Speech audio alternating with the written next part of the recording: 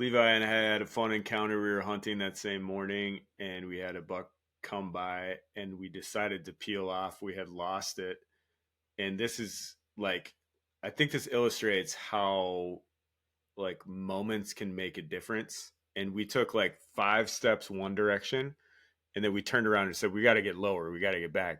And we look back, and Levi's in front of me, and all he says, "Stop! It's right there." And he looks out of the corner of his eyes, and he sees a set of ears. And so we just hunker down, and Levi's in front of me, and I'm in behind. And then we see the shadow of the rack coming through this Badland feature, and all of a sudden, this buck, who we thought was all the way over here, is 50 yards away from us. And I go to Levi. I was like, "Do you want me to shoot it?" He's like, he looks at me and goes like, "Absolutely, yes. Like, what? You have a compound. Like, what are you doing?"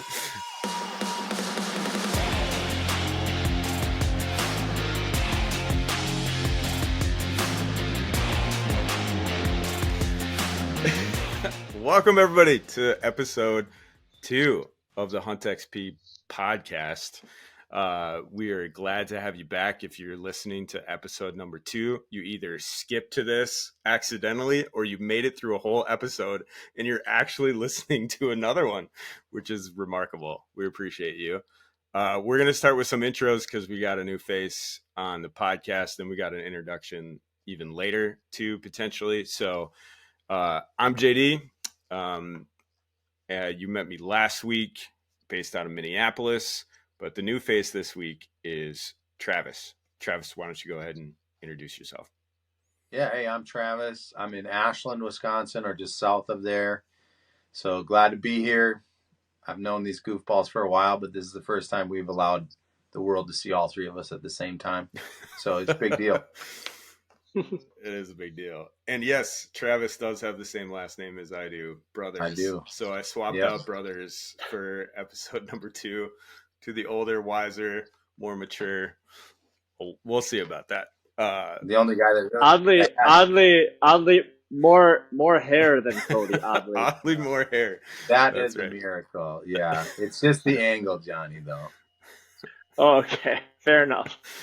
Oh man, we got a good episode for you today. We are diving into our South Dakota mule deer hunt. So a week ago, Travis and I and our brothers and my dad and a random stranger we picked up halfway through the hunt hunted in South Dakota, in northwestern South Dakota. So we're going to do a hunt breakdown. We're going to walk through what that's like for us to go do that, what the experience was like, what were the ups, what were the downs, that sort of thing. But before we get into that, we want to do our thing. So what have you guys been working on at HuntXP? We're all about leveling up your game. So we put out videos, articles, that sort of thing, things we're learning about, things we're reflecting on that might help you up your game. So Trav, you just put out an article actually about South Dakota. So we'll probably get into that a little bit, but first article on HuntXP.com. Way to go, man. It was my first one. It took me a while. You know, writing was always my weakest point in school, so I've not XP'd or leveled up that much since. But this is more fun than English, so I'm giving it a go. Yeah, and it's. I'm gonna tell your mom you said that. Yeah. As an English teacher. Yep. Mom, the English teacher, is not going to be happy about that. No. Yeah. Trav is primarily a bird hunter. I mean, he hunts everything, but primarily his passion is in waterfowl and upland birds. So this foray into South Dakota archery was a fun experience for him, and he reflects a little bit about what it's like for a first-time hunter, which I'm sure we'll hear about in this episode. And Johnny, we got a Kuyu kit, your whole setup walkthrough that just came out. So tell us a little bit about that. Yeah, so I did that Schwacker gear review, and it seemed to be a pretty big hit. And so I decided to do a Kuyu gear review, just the stuff that I like to wear, northern Wisconsin, whitetail, you know, early season, late season, all of it, but also it's my go-to stuff when I go out west, mule deer and elk hunting. Yeah, so man. I just wanted to share with everyone what I like about it, and I think I mentioned in the article, like, you can literally wear blue jeans and a red flannel and be a boss and kill a ton of animals. But so I don't judge it or anything like that. But I just think for this, it keeps me comfortable, and so I can stay out in the field longer. And I've just really grown to like it. So I thought I'd share Nice. that. Check that out. What's your favorite piece of the KUIU setup you got? What's like if someone's gonna go out and buy the first thing and they're just gonna love it? What's it gonna be? Yeah, so I off a recommendation of the guy I ran into in Colorado. He was a elk and mule deer guide out in Montana, and he said you got to get these pants and you got to get this jacket. So I got the attack pants and the guide jacket, and I would say those are the two most essential pieces. Probably my favorite. Nice. I really love them. I like the guide jacket. I would say is my top piece. The jacket. Nice. Trav, as you think about all the hunting pieces you bought for various different things, is there one that stands out that you're like, I would buy this again 1,000 times? I mean, I think it's got to be boots.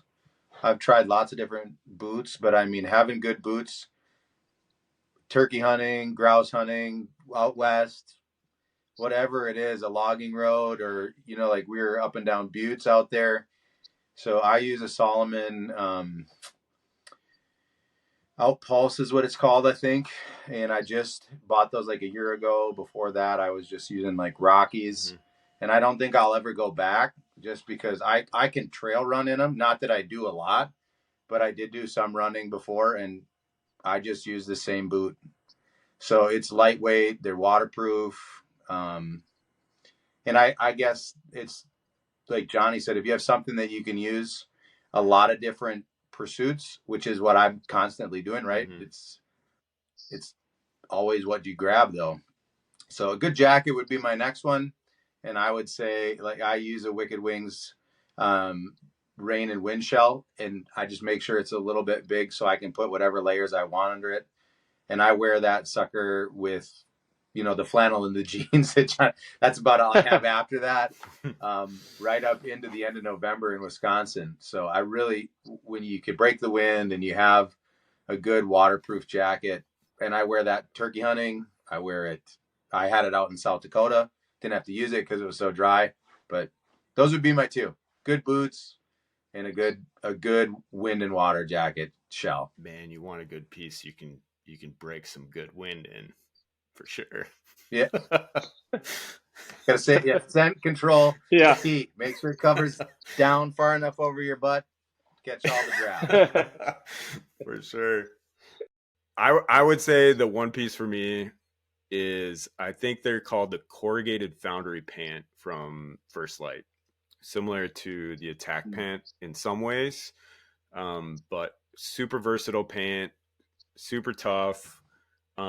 They've got like these 2/3 of the leg zipper, so I use them in South Dakota because it starts on a cold day and then you just zip those things down. In South Dakota, it got all the way up to 80 some one day.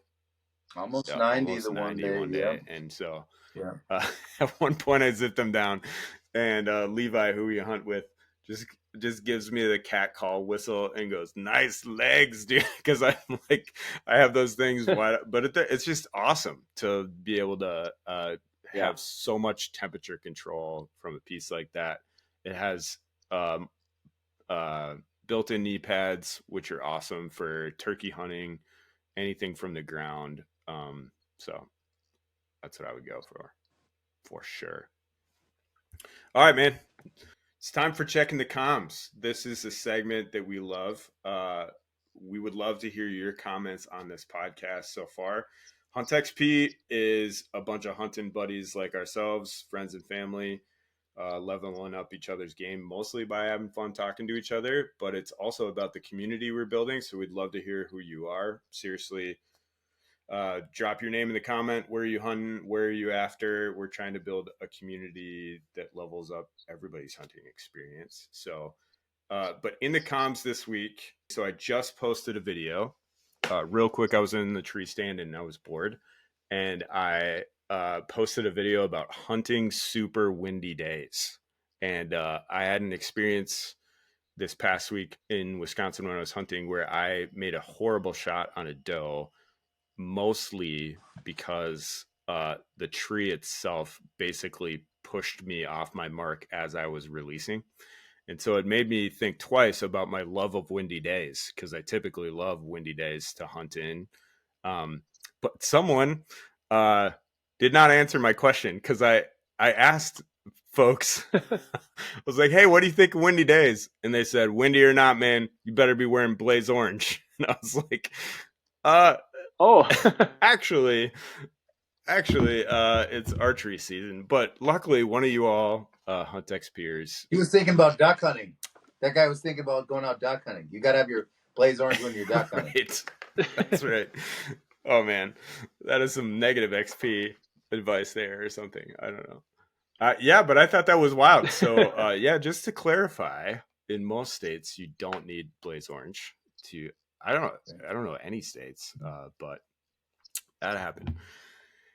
Okay, and then another one, back to Jonny's Schwacker comments or Schwacker video. I think there was a lot of underlying buzz in the comments about mechanicals versus fixed blades. So I thought I would just ask, Travis, I know you're new to archery or only done it once and borrowing people's gear, but any quick thoughts, mechanical versus fixed blade, in Jonny, that you, because you've used both, right?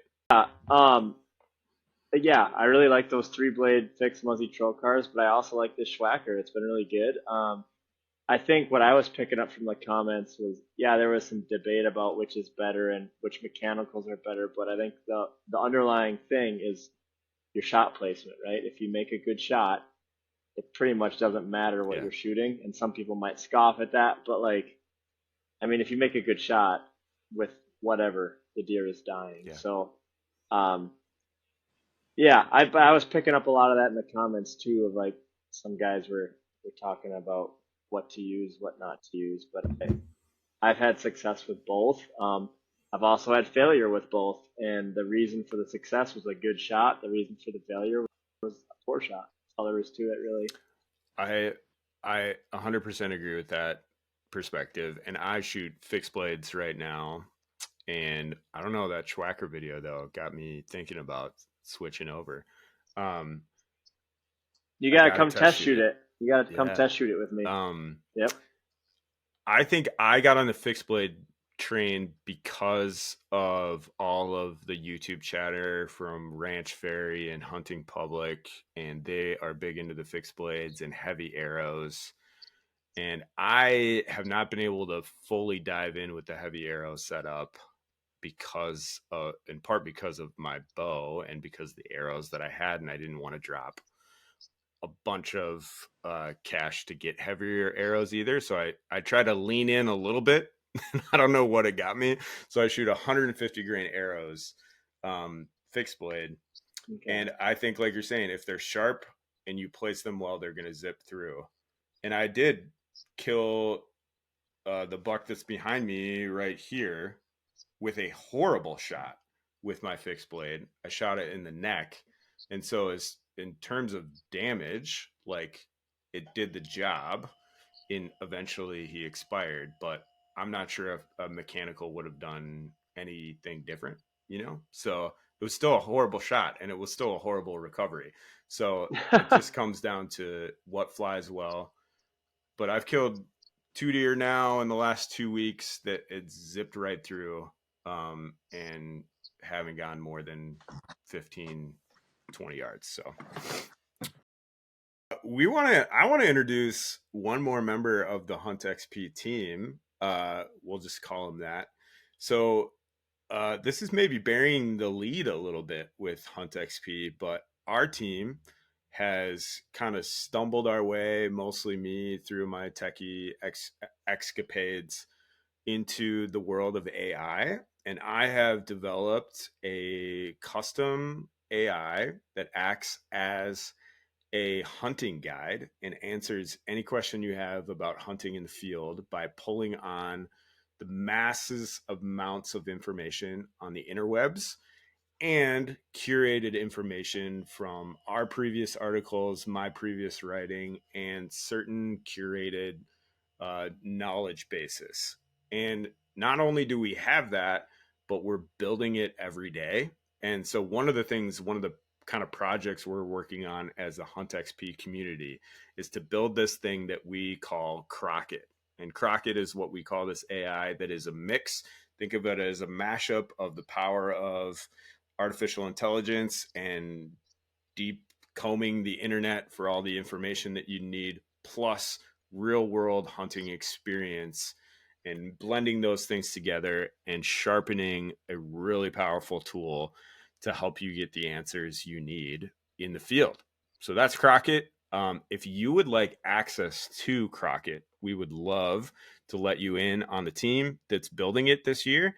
So if you want to get access to Crockett, all you need to do is go to our website, huntxp.com, and you'll be prompted to join the community, and we'll get you access. Right now, it's just for the HuntXP community, and we want to invite you to help us continue to shape this tool because we think it'd be a really cool thing and a really powerful tool to help you up your game as you continue to grow as a hunter.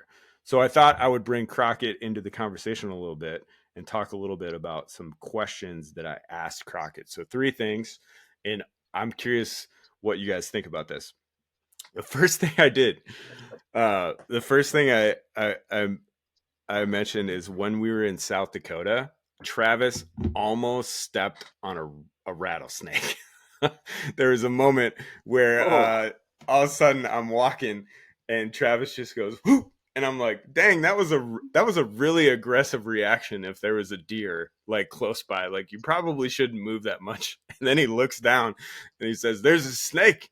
And so we got this great video. I don't know if you want to tell more of that story, Trav, but that was I was actually hunting rattlesnakes as hard as I was hunting deer. I wanted to see a rattlesnake so bad. And I thought wish came true. And then I did. I found him, and I think he saw me first, unfortunately. So I did do a little shuffle jump dance, whatever you want to call it. But yeah, it was awesome. I like, they're cool. So about a day after that, I had the video from the rattlesnake, and I took a screenshot from the video, and I was like, I wonder what Crockett thinks about this. And we were a little unsure, like the species of rat. We were pretty sure it was a rattlesnake. I mean, we heard the rattle. Knew it was a rattlesnake. We saw the rattle. You'll see it in the video when the South Dakota video comes out. But I just posted a picture and I said, what is this, to Crockett? And sure enough, boom, just identified it based off a picture of, this is a rattlesnake. These are common in South Dakota and other regions. It's a prairie rattlesnake, I think, is the variety that it was. Mm-hmm. I was like, dang, that's pretty wild that all I do is send this thing a picture and say, what is this? And it nails it. So pretty nuts. While in South Dakota, as I was sitting with Levi, who may join us here for one of these podcasts, and he goes, I wonder if those deer can see us over there. And we are mule deer. We're glassing this piece of badland, and there's mule deer coming over the ridge to go down in it, and we are on this like super exposed rock. And so I quick busted out my phone and I said, because I didn't actually know. I said, how far can mule deer see? And the answer that Crockett gave was up to a mile in certain circumstances, like if the conditions are clear. Now they see with the certain sort of dimension, but we're like, oh crap. So we very quickly like slowly maneuvered, and obviously they can't see you like an eagle can see you from a mile away, but they have, mule deer in particular, Crockett explained, have even more acute vision than whitetail do, because they develop it in the open prairies to identify predators more. And we've noticed this even in hunting in South Dakota, that their bedding habits are even different than whitetail. Whitetail will get down in the thickest, gnarliest stuff and use the foliage as protection, where mule deer will use the open sometimes as their protection. So that was kind of a fun moment where Crockett actually, I mean, I think we should have got down off the ledge anyways.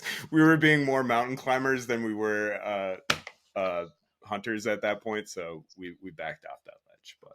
But yeah, just another use for it. I also ran out of broadheads, and so I'm in a pinch, and I was like, hey, I need 150 grain broadheads.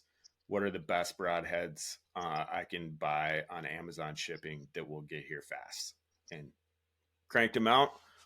Thankfully, one of them's just a variation of one that I use so far. So simple stuff like that, from pictures of rattlesnakes, information about deer, to what broadhead can I buy quickly.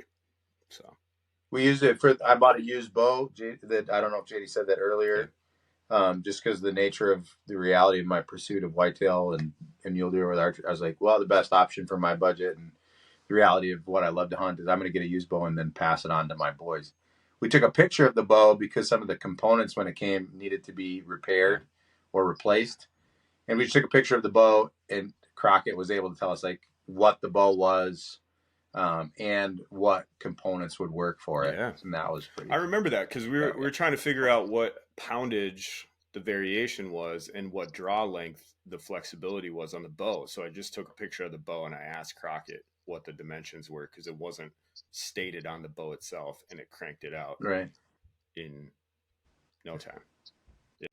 So question, JD, and I think you've answered it before, but with Crockett, the more you interact with it and like essentially ask questions, but also like you can respond like if you disagree or if it's something you have like expertise with, and it actually learns. And so like when people are on, like if you're putting something on the web because you've learned something and you're an expert, let's say on a certain type of hunting or terrain or something, and you put that out there, you're like actually teaching Crockett when you're using it, which I think is really cool.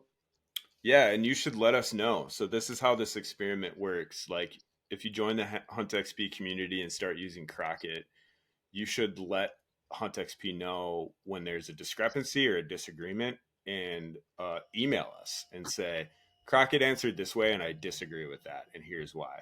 Or it was just inaccurate, because what we can do, not only will it learn from your conversations, but it might generally take your conversation into account. But if there's something that we as a HuntXP community fundamentally disagree with, we can change its knowledge base. So it's almost like it notches take that into consideration. But if we want to put it into overdrive and our community really thinks differently about X, Y, and Z, we can train it in a particular way too. So like if a guy came on and told you it was the right choice to wear blaze orange out duck, I would respectfully say, I don't know what I would say to that. No. Davey, don't listen. No. Don't do it, Crockett. Don't do it, Crockett. Don't listen. Yeah, that's good. That's Crockett, man. Let's get into South Dakota a little bit. This was such a fun trip. Like I said, we went with our brothers, 3 brothers, brother-in-law, my dad, and this is my second time out there, Travis's first time out there, and we're drawn to South Dakota. Just geographically, it's the easternmost habitat for mule deer that we have access to, with reasonably priced tags. That's been a trip for us. It's super fun. It's great for us Midwestern boys who freeze our butts off in deer stands in November and sit there, particularly if you're prone to like to move around when you hunt, because boy, do you move around. It's basically a hunting trip, or it's basically a hiking trip with a little bit of hunting thrown in there. So Trav, this was your first time both archery hunting and in South Dakota. What were some of your thoughts or takeaway as people think about doing that?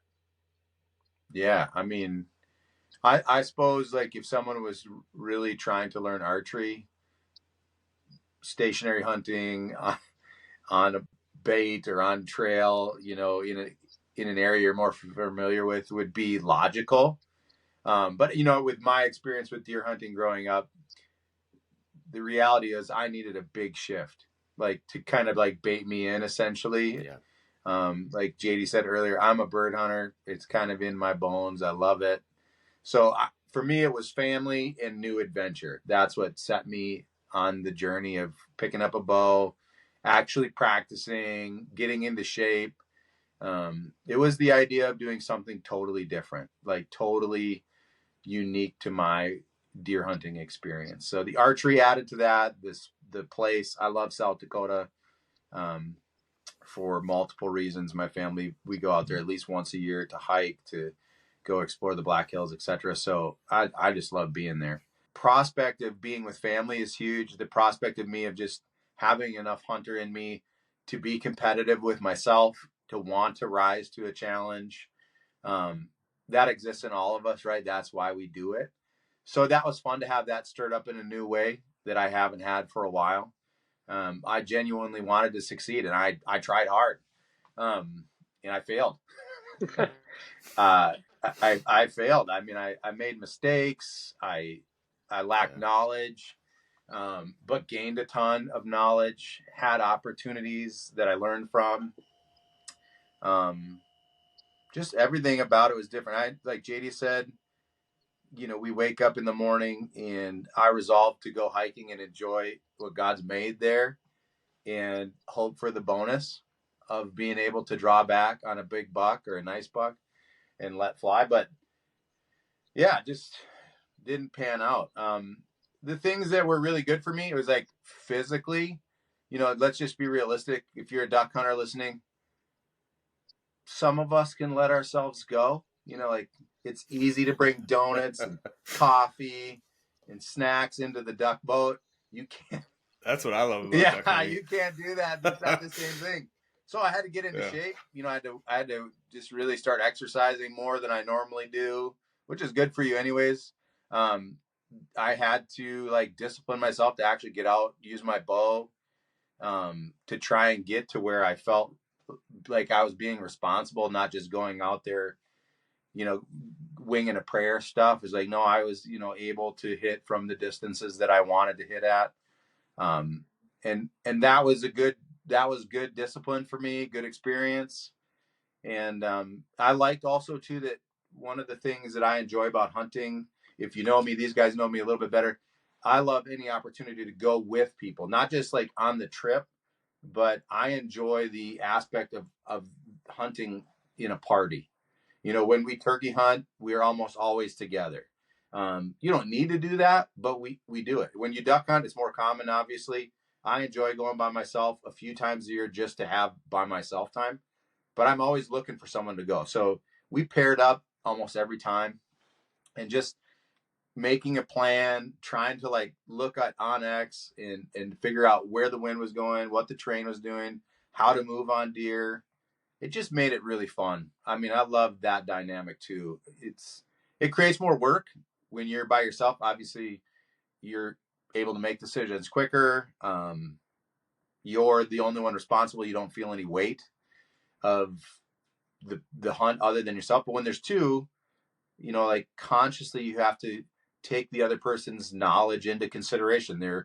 You might disagree and you have to do that on the fly. It can't stop the hunt. You got to figure it out. So I actually like that. I like when you're forced into teamwork, basically.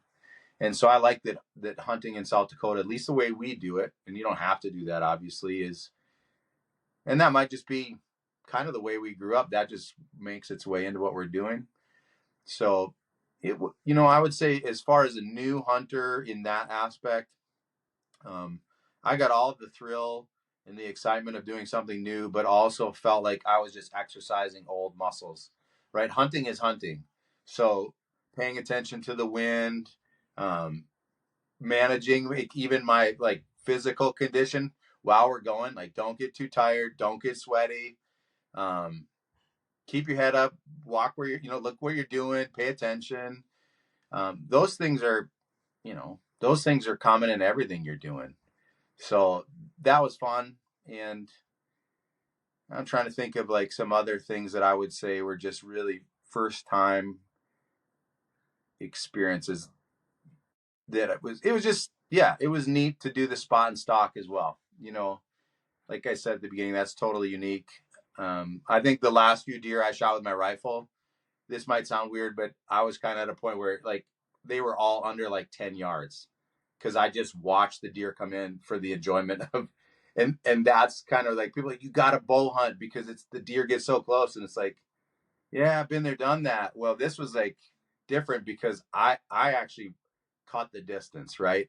I actually was the one that got close to them, and that was exciting. That was really fun to be not just, yeah, I know the wind's right. I know they're going to come down this trail, or in Wisconsin, if we're honest, I know they're going to come eat some of my corn. It was like, no, if I want to, I have to make this work. It's not up to the deer, it's up to me. And that was definitely an aspect of this kind of hunting I really enjoyed more than I enjoyed rifle hunting anyways. So sometimes there was a couple times where there was great big bucks, and I was like, man, whew, the ease of a rifle would be pretty great right now. So might have to have that as a first time too someday. Yeah. That's kind of where it was. That's a good summary for me. I got some questions, Trav. So Yeah. So I've taken quite a few mule deer, and it's totally different, right? I'm in the Rocky Mountains when I go, and it's very wooded terrain, and yeah, I've been fortunate, I would say, when I've seen a really big buck, I haven't had to cut the distance. I've shot it with a rifle. I've never taken one with a bow before. Um, but we did one year. We got out of the mountains, out of the wooded terrain, and we went to the sage flats. And we ended up taking six. We did really well. Not on giant muleys. We saw one really big one, but that's as close as I've gotten to that open country kind of South Dakota type feel. I think, and um, I just want to. So when I was there, I was looking for.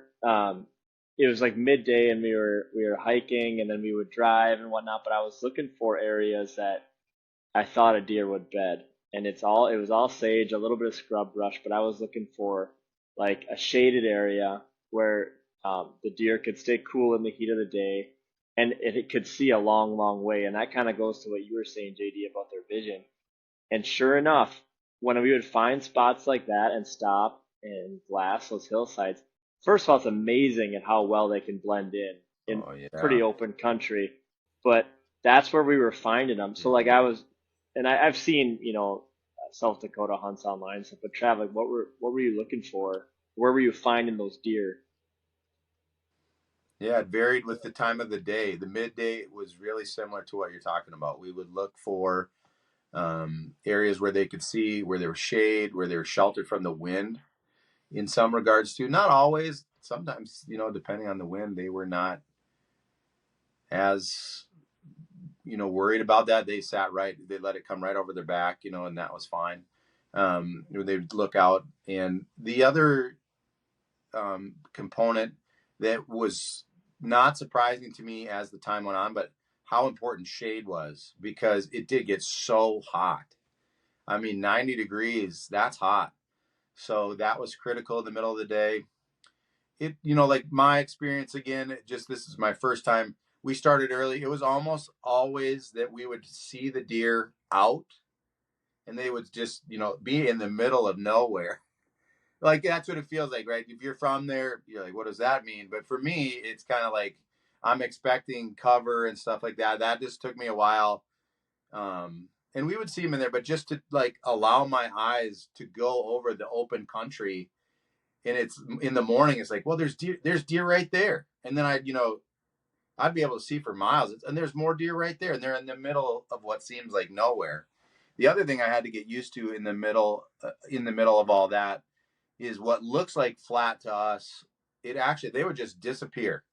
They would like a little fold of land. Yeah. A little channel, a dried up creek bed that you couldn't see from even the little elevation that you had. And that dynamic changed things, movement. It changed the way the wind worked. You could have wind coming one direction and it would hit a cut like that or a draw. And you'd have to totally rearrange your strategy because the wind would change in that. But so in the morning, that's what we would do. We would be up high, generally in the wooded areas, looking out over the open country to try and find them feeding or water. And then we would try and make a play guessing where they were moving to try and cut them off. The midday, it was try and find them bedded and then figure out if we could make a move with the woods or with the wind and the terrain. But it's very similar to your experience, shady, outcroppings where they had some, ability to see a long ways, but also catch the wind from the direction they weren't looking. And then in the evening, I feel like the evening, this was just my experience. It was kind of like, okay, we're just going to try whatever, because at this point they're moving to or from water, food, whatever. They're coming out of their bed.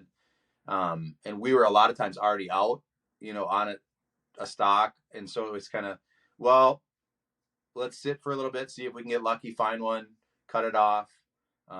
Or let's just find a spot that we feel like is a good corridor and hope for the best. So it kind of went like that. Morning, we'd start looking for them, hoping to cut them off on their way back to bedding. Midday, it was finding them in those locations where they were bedding. And then the evening, a little bit of everything, I guess. It was the buck I ended up taking. My cousin had shot one out of the same kind of valley the day before, and I was sitting across spotting actually, and I could see the deer bedded, and he couldn't. Kind of what you're talking to, of like, it's like, hey, it's flat. Why can't, like, you're within 50 yards of this thing, and he couldn't see it, and all of a sudden he keeps creeping forward, and then it pops up out of its bed, and he was probably only like 25 yards away when that happened, and he shot it. But what I learned watching that was like, okay, they're bedded here, but this is where the shade is going to come first, and those deer are going to stand up first because it's going to get cooler, and they're going to stand up and start feeding.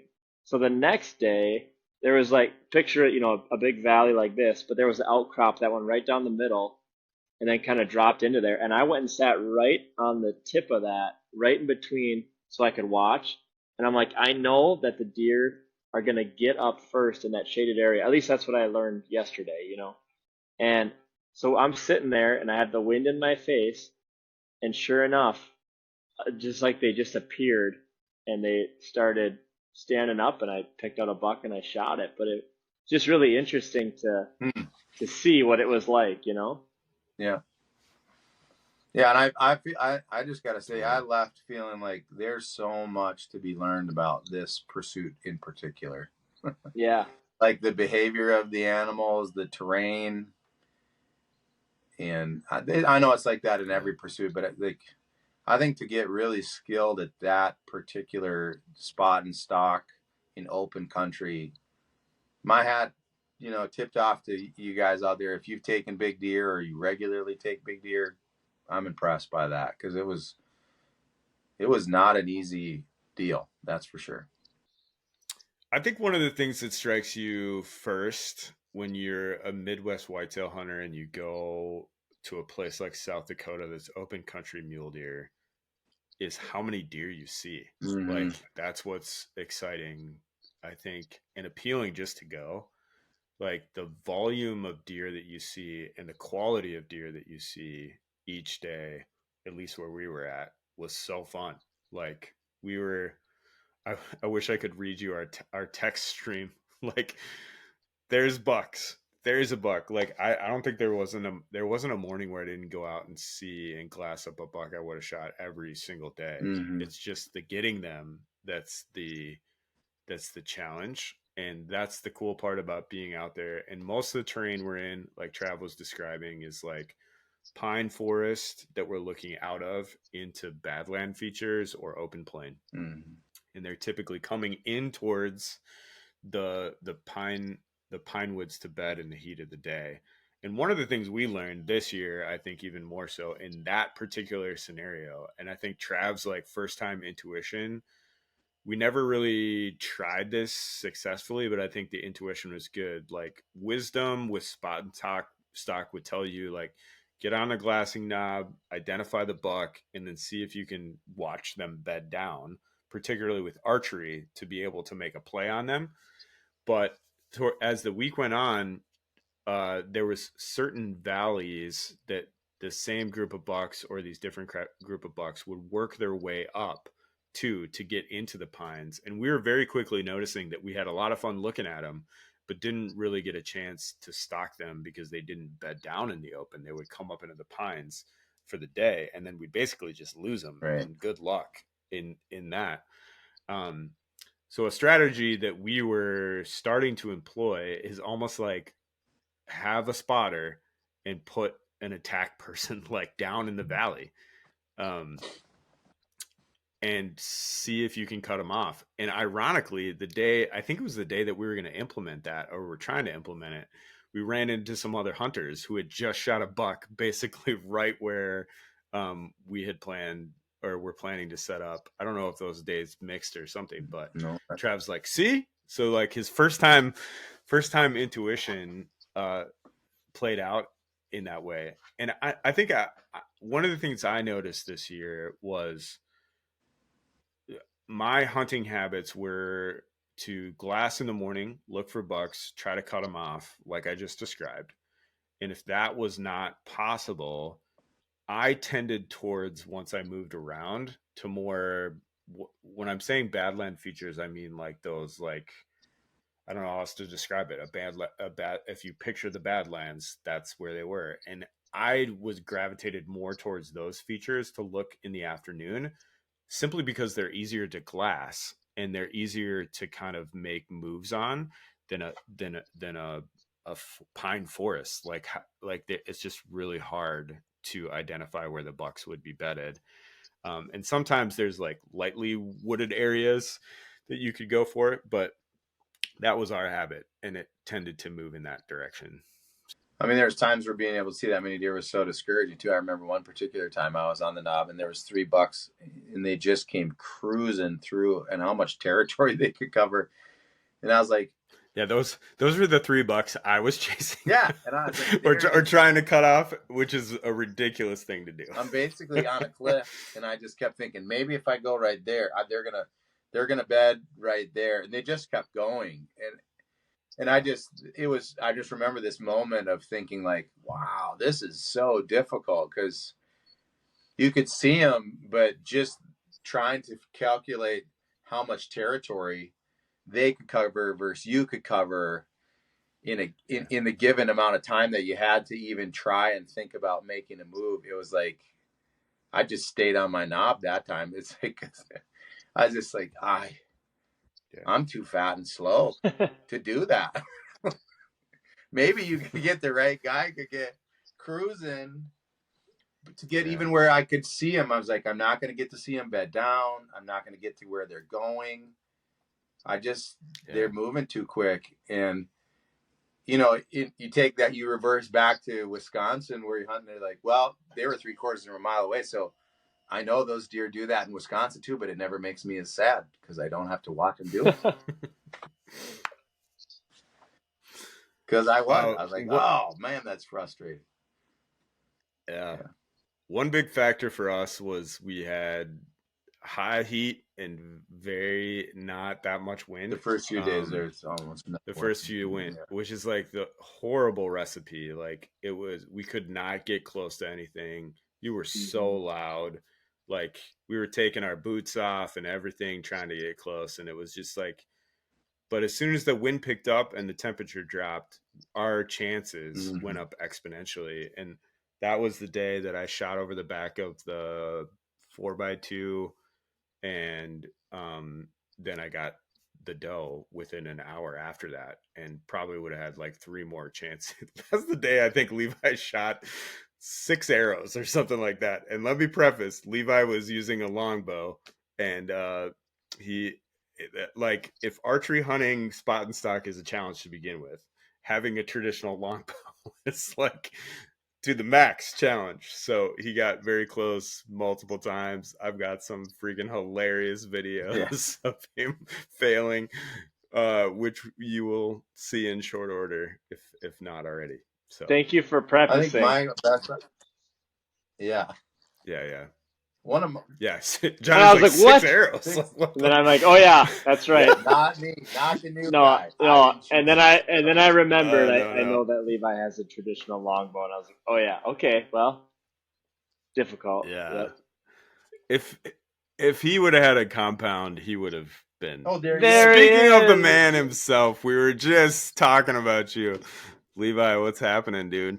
Hey, not too much. How are you guys doing? Good. Good.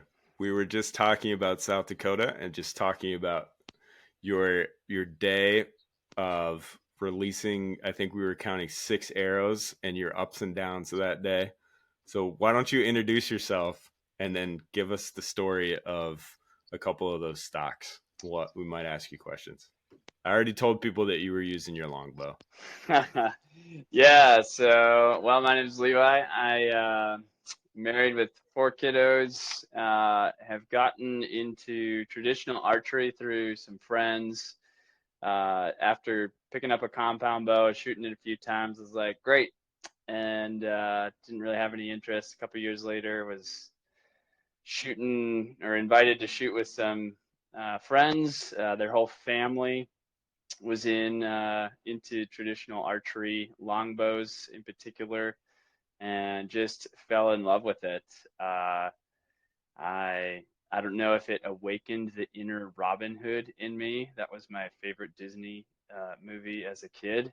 But yeah, it was. It's been a journey. I am by no means an expert, but have really enjoyed it. So yeah, I heard about this hunting trip, and I've actually, yeah, no shame here, maybe a little, but this is my 5th season of hunting uh, traditionally, and I have not killed a deer yet.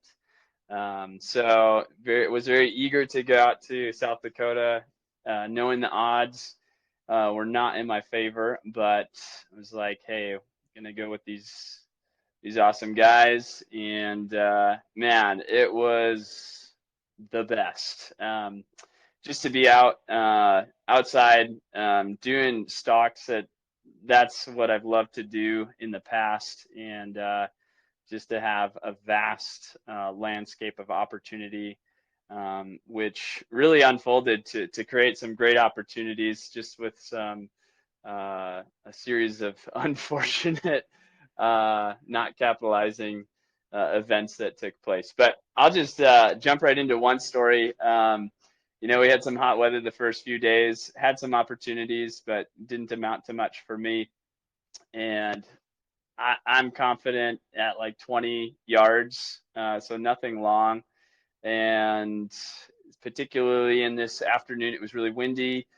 My brother-in-law, JD here, had already shot a deer, and I'm on the phone with him looking down into the Badlands and just see this doe literally bed down 200 yards out down this canyon area. And the wind was perfect. Everything was right.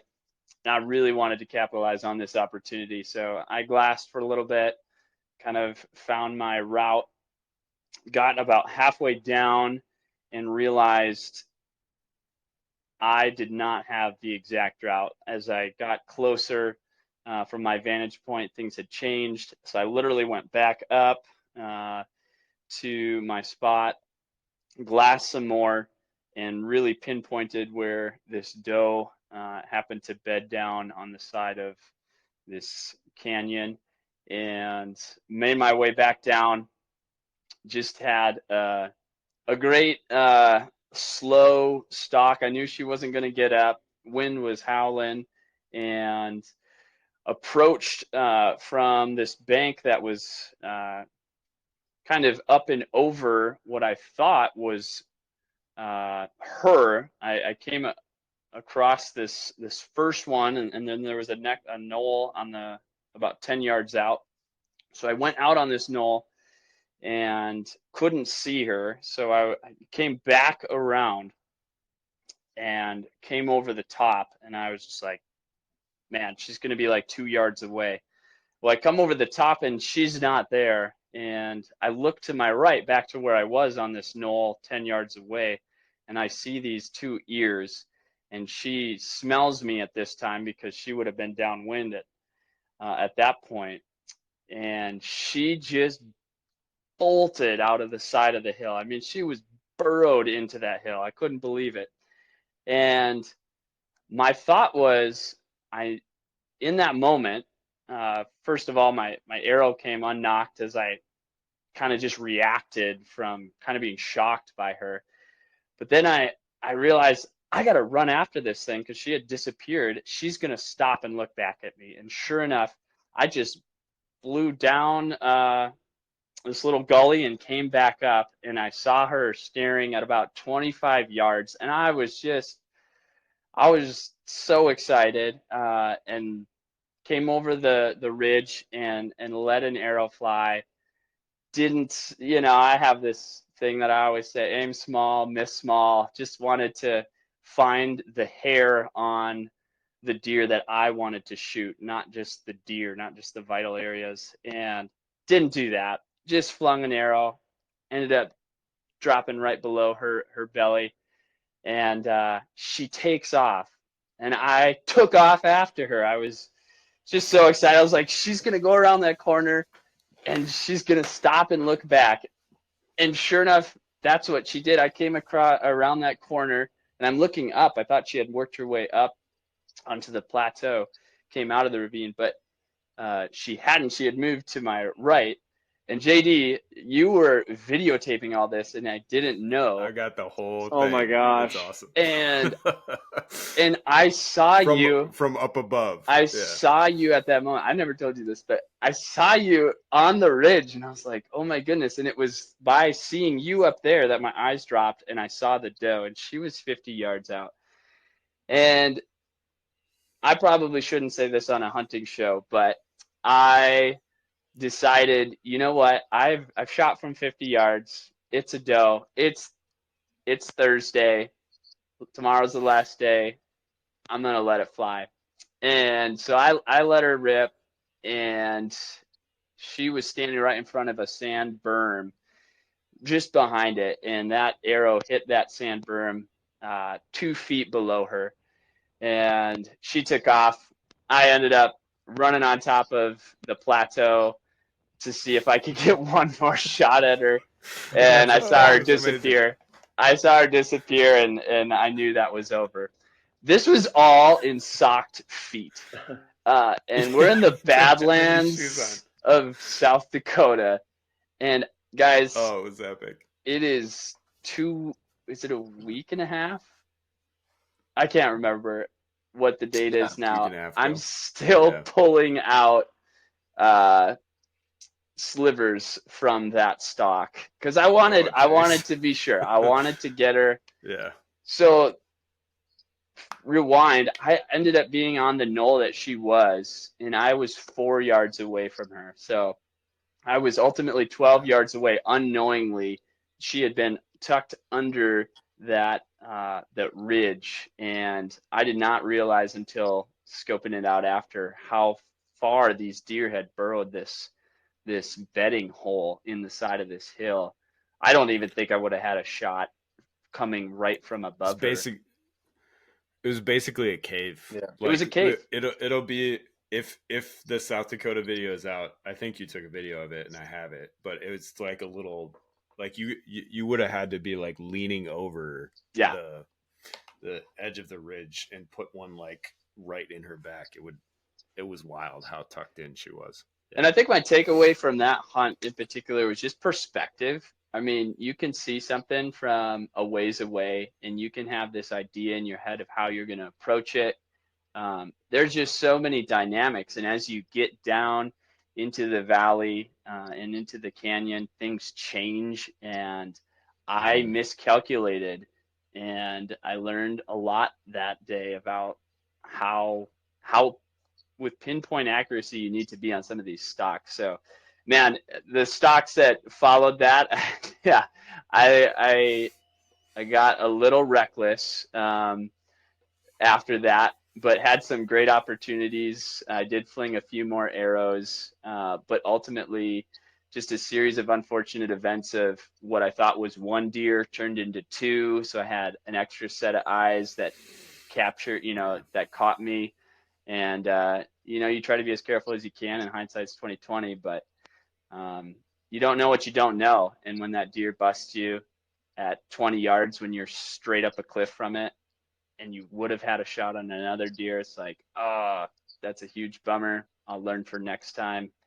So overall, I couldn't have been happier with my trip as far as the opportunities I had. Didn't get the job done, but man, I'd go back out there in a heartbeat. Levi and I had a fun encounter. We were hunting that same morning, and we had a buck come by, and we decided to peel off. We had lost it, and this is like, I think this illustrates how like moments can make a difference. And we took like 5 steps one direction, and then we turned around and said, "We got to get lower. We got to get back." And we look back, and Levi's in front of me, and all he says, "Stop! It's right there." And he looks out of the corner of his eyes, and he sees a set of ears. And so we just hunker down, and Levi's in front of me, and I'm in behind. And then we see the shadow of the rack coming through this Badland feature, and all of a sudden, this buck, who we thought was all the way over here, is 50 yards away from us. And I go to Levi. I was like, "Do you want me to shoot it?" He's like, he looks at me and goes like, "Absolutely, yes. Like, what? You have a compound. Like, what are you doing?" So I'm in this weird like crouched position, and I range it, and I swear to God, it says 50. And I pull back, and I'm in this weird crouched position, and Levi's like right below me. And I let it rip, and it sails zing right over its back. Right over its back. Ah! Like right over its back. And then so we're like, what the heck? And then I ranged the same spot, and it came up 42. And I was like, oh man. And now with that difference, I probably still should have hit it. I probably aimed high. But what's crazy is if we would have gone one direction instead of a couple steps this way, Levi would have been within 15 yards of that buck, and it would have come right in front of him. So it's just wild. I mean, that's just hunting for you, and that's the craziness of being right down on the ground with the deer. It's wild. I think for me, my only chance, what I learned the most, like I had a chance, my best chance, there was 2 bucks together, like a small, 2x2 or a spike. I didn't get to fully tell. And then a 3x3. And I was after the bigger one. And that lost me the best opportunity because I couldn't let go of the bigger one. And I would I think that comes back to like if you're hunting for meat or if you're hunting for a trophy, like I get it, but I think having flexibility in your mind, if I could go back, all I had to do, like you said, Jay, I had to make a minute change.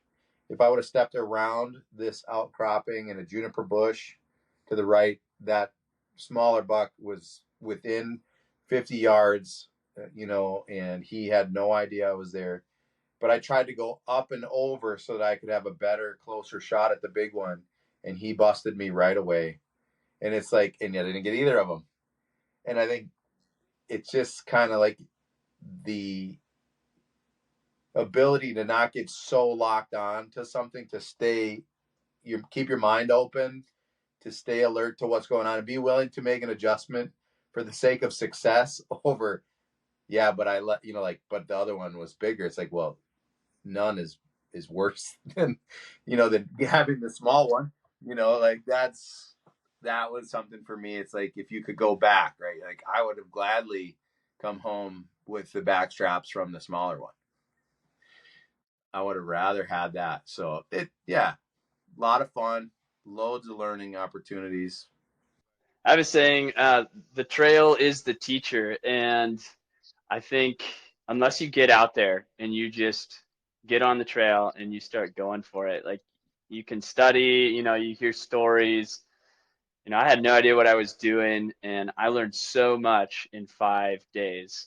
You take tips along the trail, like, mule deers typically will stop and like kind of look at you. And it's like, for whatever reason, that was in my brain, and I was able to act upon that and make an opportunity out of it. Now, was I successful at it? No, but just getting out there, putting in the hours and the time, doing the research, getting the tips, and ultimately, like, you got to let an arrow go. And that was in the first 3 years that I was doing traditional, I was trophy hunting, and I didn't start loosing arrows on does. I didn't have a doe tag at that time, but I should have gotten one, and I should have just been getting experience of actually letting arrows go on does, on whatever came by. I had a spike one time that I had a sweet stock on, and I just let it go. And it's like, looking back, should have just taken it, right? Just to get that experience. So get out there, get the experience, get dirty, get cactus in your foot, do hard things, and I think eventually you'll have me back on the show, and I'll have something to show for it, hopefully sometime, besides just really good experiences. I got some, just listening to you guys talk South Dakota, and Levi, you saying like the trail being the teacher. Well, I didn't harvest an animal in Colorado like the first 3 years. Largely because of travel you're talking about. Like I knew there was world class mule deer there, and so I was passing little buck after little buck after little buck for years, um, until I was finally fed up with it, and I was like, it was like the last day, and I was like, okay, I have seen this buck in the same spot every day. I'm going back there, and if he's there, I'm gonna shoot him. And I shot this buck, and he rode home on the dash of our car instead of in the back, like with the big racks. He rode back on the dashboard, and we joke about it. Me and my hunting group do, and we laugh about it. But learning all those years, well, that's led to the 160s, the 180s, the big mule deer I've been fortunate enough to take, because you learn every year that you go, and every year that you go, you get a little bit better, and that's when it pays off. So you're right, Levi. You just gotta go, and eventually, yeah, if you want to start like being selective and trophy hunting, if that's for you, by all means do it. There's been years where that's all I'm after, and I've eaten tag soup because I'm only after a world class buck. But there's also been years where I'm like, you know what? My freezer's a little bit low, and that buck looks fine. We call them tag fillers, and I'm shooting it. Yeah, well said. Well said is right. Well, that's a wrap on our South Dakota hunt breakdown. I'm sure the video is out or will be soon if you want to see the clips and experiences from that. Next episode, I just want to see I want to see Levi running. That's what I want to see. Just man. him running. I've got it, and I'm excited for that. The best part, yeah, Trav just did it. After all that happened, he just goes, dang it, and I've got it from like 200 yards away, and it's just the most classic, like, it's the best because everybody's we all been know there. Exactly how you feel. Everybody's been there. Yeah. And absolutely. We were just laughing in camp about it because we were all like, we have totally all been in that moment, and he captured it for sure. So next episode, we've got Ben Larson coming on the podcast talking about who knows what, really accomplished whitetail hunter and hunter in his own right. I think we're going to ask him a lot of questions about whitetail management. He has done particularly well in fostering land to produce big whitetail. Just shot another one this year. And he'll be a great guest to pick his brain on all things hunting whitetail in northern Wisconsin. So we'll be back next week. Check out what the latest is at HuntXP.com. Like, subscribe, do all the things. Appreciate all your feedback and comments on these things. Keep them coming. Thanks, guys. Hey there, thanks for watching this video. I'm JD, founder and crew member of the HuntXP team. We're so grateful that you took time to watch this video, and hopefully it's helping you level up your hunting game. That's what we in our community is all about, and we want to invite you into this growing community of hunters that's all about leveling up each other's hunting game. So the first thing you can do is like and subscribe, but even more than that, we got some fun things going on over at our website, HuntXP.com. We'd love for you to join our community there and stay connected with what we're doing, what we're working on, and we'd love to hear about what you're after. So thank you for watching this video. We'll see you next time.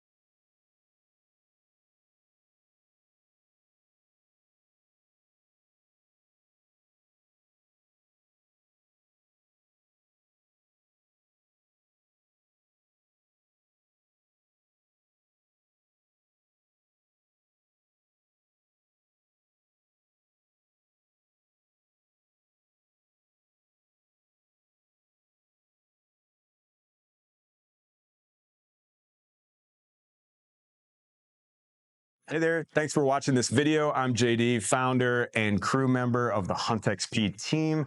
We're so grateful that you took time to watch this video, and hopefully it's helping you level up your hunting game. That's what we in our community is all about, and we want to invite you into this growing community of hunters that's all about leveling up each other's hunting game. So the first thing you can do is like and subscribe, but even more than that, we got some fun things going on over at our website, HuntXP.com. We'd love for you to join our community there and stay connected with what we're doing, what we're working on, and we'd love to hear about what you're after. So thank you for watching this video. We'll see you next time.